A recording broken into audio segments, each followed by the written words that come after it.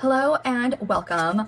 I just did a video about my entire dice process for integrating dice, lots of different types of dice with tarot, oracle, and charms, and it's fairly involved. But at its core, it's actually a very somewhat, I don't want to say simple, but it's a process that you can adapt to your own self and the areas that matter most to you. You can make it as complex as you want. And so in today's video, I really want to just go over that process of how you could create a system using dice if you wanted to.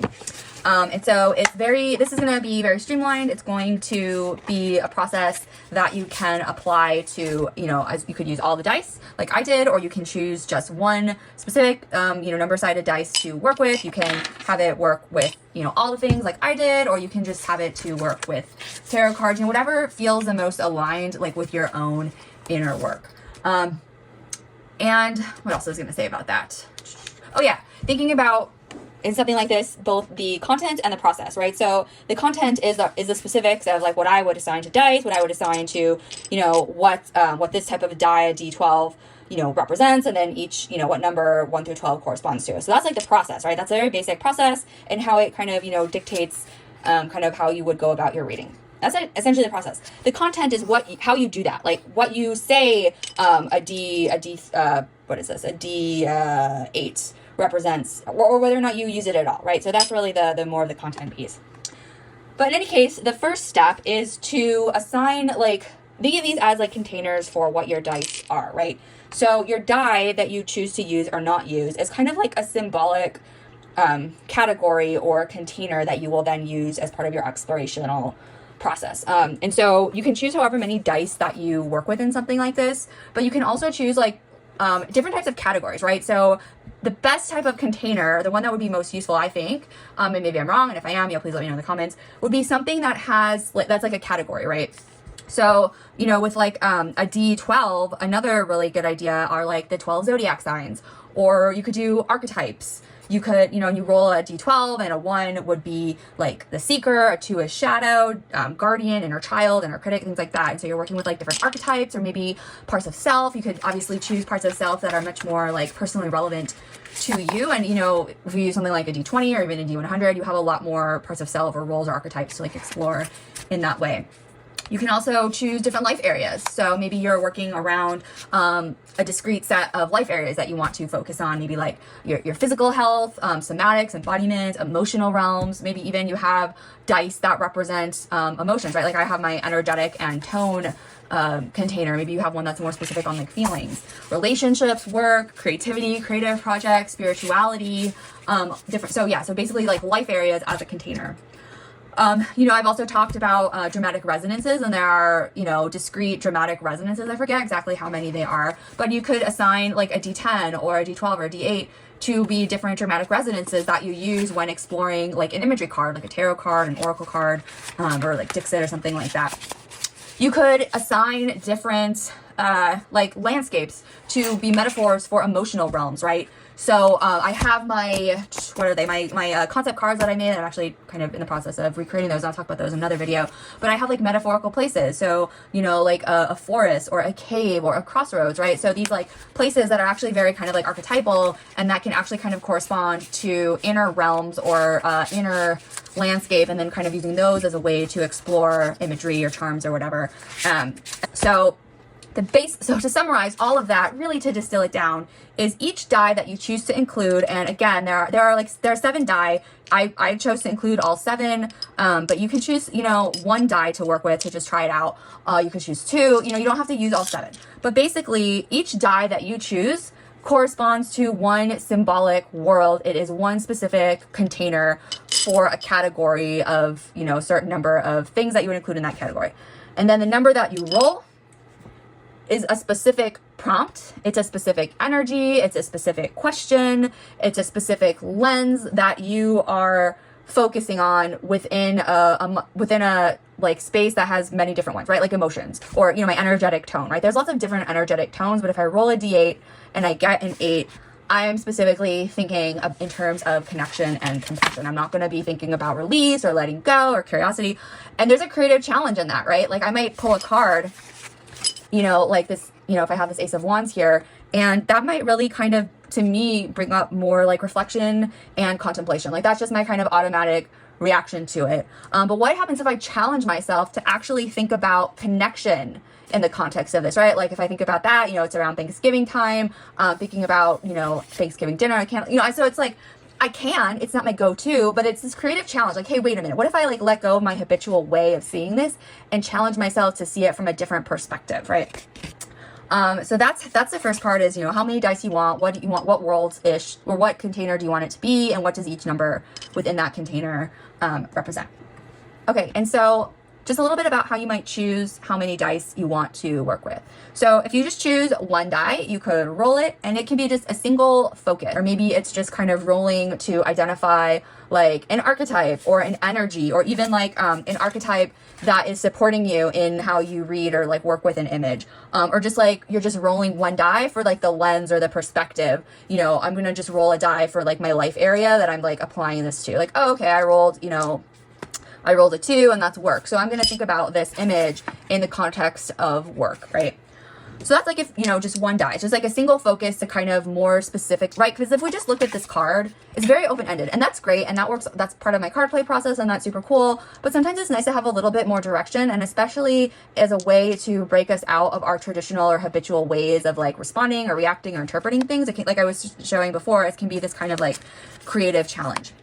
If we use like 2 to 3 dice, we are starting to expand a little bit in terms of the structure of how we're looking at imagery or even like charms and things like that, right? So, you know, we could roll 1 die to identify like the theme or like that guiding focus. Another dice could represent kind of like the challenge that we're working on or applying it to, right? Like if we have, you know, various areas of our life that we're seeking growth, you know, we have our theme, the challenge, or like the focus area that we're working on. And then another die could represent, you know, some other aspect that we would want to maybe like include, right? Like we could, you know, go back to like the archetype or whatever.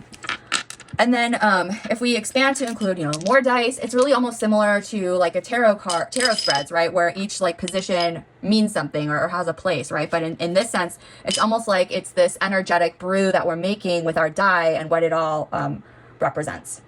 So it's very flexible and fluid in that way. And then the other really fun aspect of a process like this is that the dice and how many you use and their like categories and what each number on the die means is fluid. It doesn't have to be specifically fixed. So you can certainly shift and change, you know, the meanings, the categories and the meanings over time, right? So maybe it shifts depending on like what the season is. Like I talked previously before about how I'm changing at least some of mine, like my D12 and my D100 to be more reflective of the season that we're in, right? Or maybe you change it monthly. So maybe you have different themes each month, and maybe you have a D12 that represents 12 different themes. And so each month you roll your D12 and you just roll a D12 like once a month, right? To be the guiding theme or the exploratory space for that month. Maybe you work with fairy tales, and so you have a D20 to represent, you know, 20 different fairy tales or 12 different fairy tales for your D12, and you can change one each month, you know, in that way too. Maybe there's like an intention that you want to bring, and you can roll the die that represents that intention each week or whatever. But you can always revise like the different categories and the specific what each number that you roll means in that category. And it's a very like living and fluid system. It's not like a one and done, right?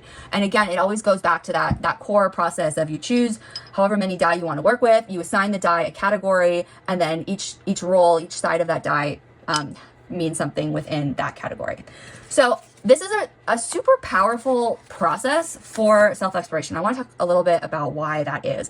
One is that it creates unexpected connections, right? We are now going beyond, you know, choosing cards and like looking at the card and what does this mean.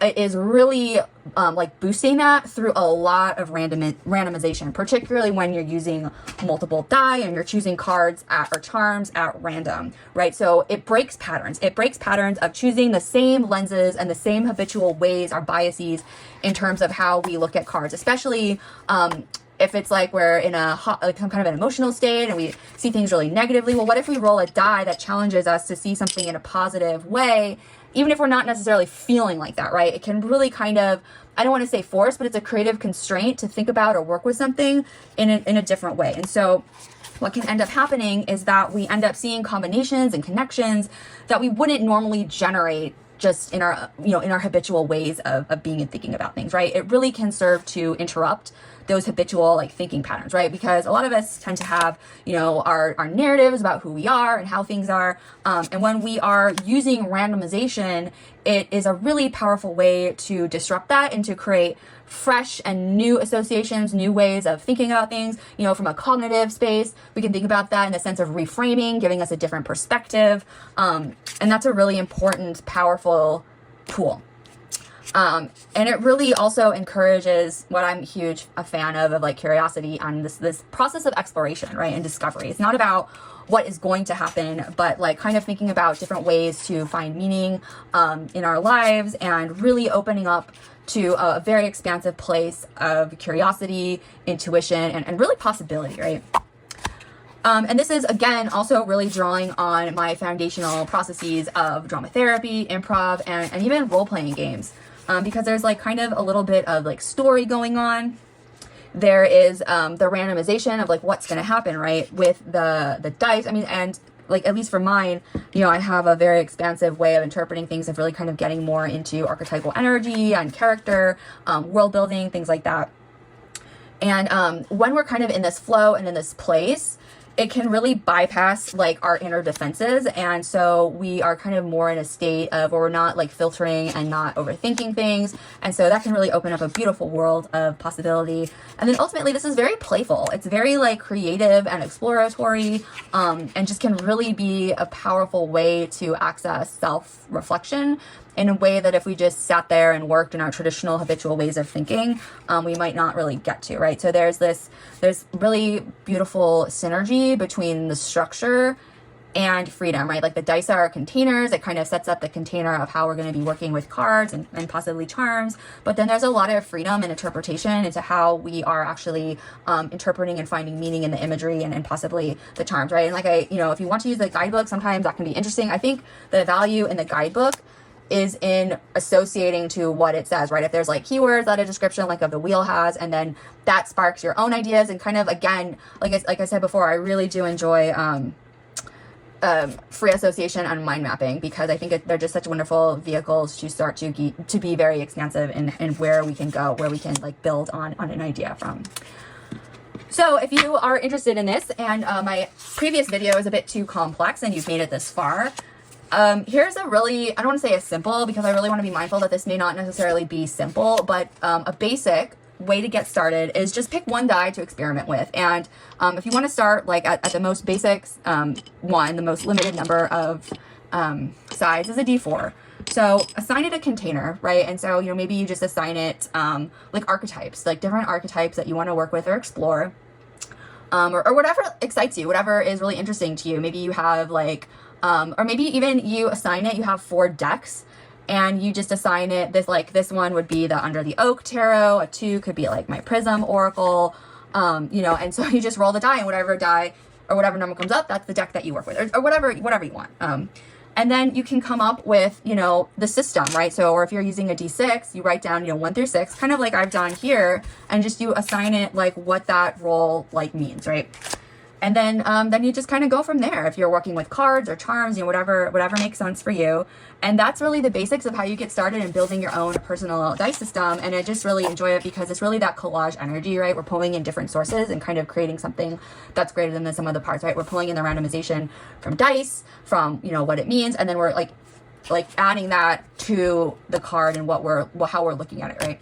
So I think it's a really fun process.